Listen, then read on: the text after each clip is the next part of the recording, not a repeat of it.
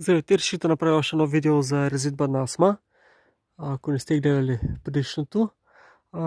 Тази миналата година роди много, понеже е силна асма. И тази година ще разтваря малко, ще оставя само 3 плодни пръчки.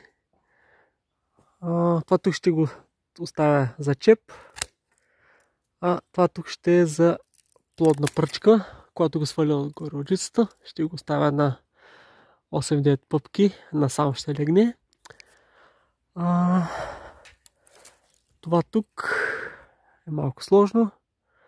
Мисля да примахна тази цялата. Тази цялата е ненужна.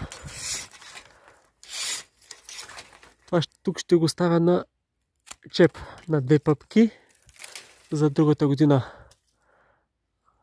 да има 2 пръчки да си направя за плодородни пъпки.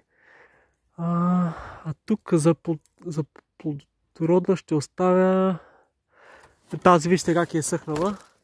Тук как е съхнала, така че тази ще оставя за чеп, въпреки че ми е по-хубава за плодна, но ще оставя само на 2 пъпки.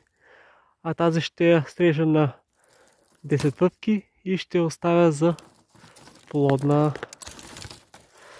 Така, продължаваме. Тук ще го махна. Това е стара дървесина, която ще няма да роди хубаво. Старата дървесина се маха. Най-добре да плодава от младата дървесина. Тази е малко дебеличка за плододавна пръчка, но не оставя дебелички, но този път ще оставя, понеже нямам друга. 2, 4, 6, 8. Айде 11, понеже тя е силна асма.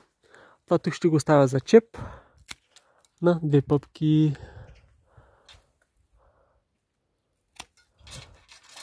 Това тук е малко издължено. Ще го срежа тук.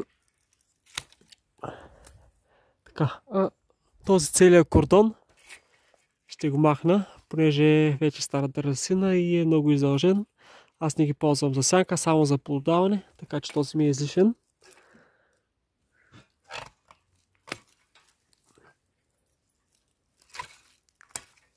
Тук е малко удобно.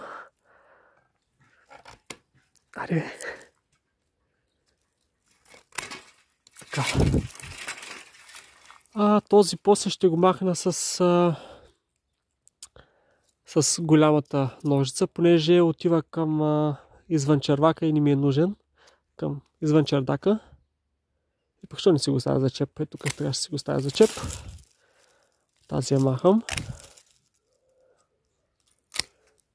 Тук вижда година нещо е измръзнало.